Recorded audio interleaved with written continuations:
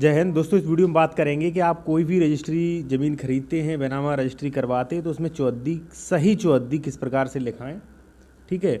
और कई बार आप थोड़ी थोड़ी ज़मीन कई हिस्सों में खरीदते हैं या प्लॉट खरीदते हैं तो कैसे चौहद्दी उसकी दिखानी चाहिए। इससे पहले आपसे कहूँगा कि देखिए, अगर आप कोई भी प्रॉपर्टी से संबंधित किसी मामले में सलाह लेना चाहते हैं, लीगल एडवाइस लेना चाहते हैं तो कॉन्टैक्ट कर सकते हैं। कॉन्टैक्ट नंबर वीडियो की डिस्क्रिप्शन में दे रखा है। सबसे पहले मैं आपको बता दूं कि देखिए, चाहे आप प्लॉट लीजिए, घर लीजिए या आप कृषि की ज़मीन लीजिए, चौहद्दी आपको सब में मैंडेटरी होता है। तभी पता चल पाता है कि भाई ये एक्चुअली इसकी लोकेशन, सही लोकेशन कहाँ है, ठीक है।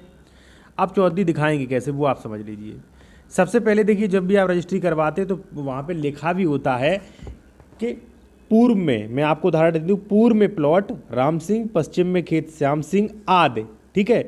तो मैंने आदि इसलिए लगाया है, कई बार क्या होता है, जैसे मान लीजिए खेत है तो वो खेत का बंटवारा तो हुआ नहीं होता है, उसमें हो सकता है कई काश्तकार हों, राम सिंह, श्याम सिंह, कई भाई हों उनके, तो एक का नाम नहीं लिखना चाहिए श्याम सिंह आदि, क्योंकि इसमें कई भाइयों का भी हिस्सा है, अभी डिसाइड तो हुआ नहीं, तो श्याम सिंह आदि कर दिया, ठीक है, पश्चिम में।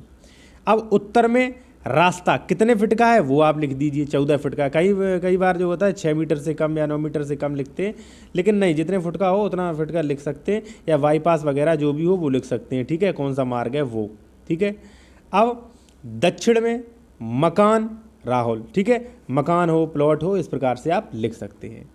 अब देखिए, एक समस्या क्या आती है, मैं आपको क्लियर कर दूं। वैसे चौहद्दी बहुत बड़ा इशू नहीं है, चौहद्दी नॉर्मल होती है, जो भी उत्तर, पूरा पश्चिम, उत्तर, दक्षिण में हो वो आप लिख दीजिए, ठीक है, सही जानकर।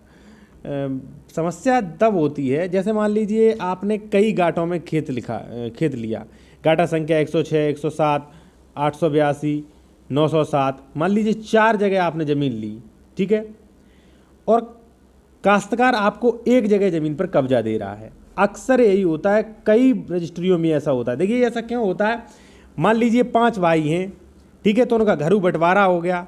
अब 5 खेत थे, सभी भाइयों ने एक खेत ले लिया, जो गांव के पास में था वो किसी ने ले लिया, दूर था वो किसी ने ले लिया, किसी ने ले लिया, तो उन्होंने आपसी बंटवारा कर लिया।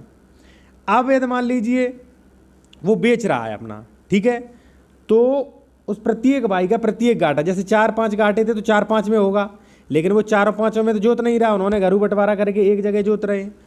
तो चौहद्दी में जहां आप कब्जा किए हुए हैं, अभी जहां आपको कब्जा मिल रहा है वो चौहद्दी बना सकते हैं, ठीक है। तो उसी चौहद्दी के अनुसार पूरब, पश्चिम, उत्तर, दक्षिण लिखें, ठीक है।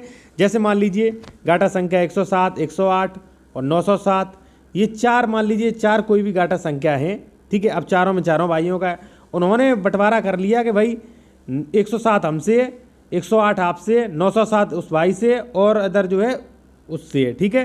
तो वो घरेलू तौर पे बंटवारा।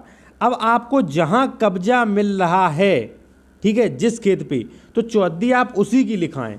अगर 2 जगह कब्जा दिया जा रहा है आपको 2 जगह कब्जा, तो 2 चौहद्दी बनवाएं, दोनों की चौहद्दी बाकायदा अच्छे से लिखवाएं, ठीक है। तो अगर आपको कोई लीगल एडवाइस चाहिए तो आप सलाह ले सकते हैं।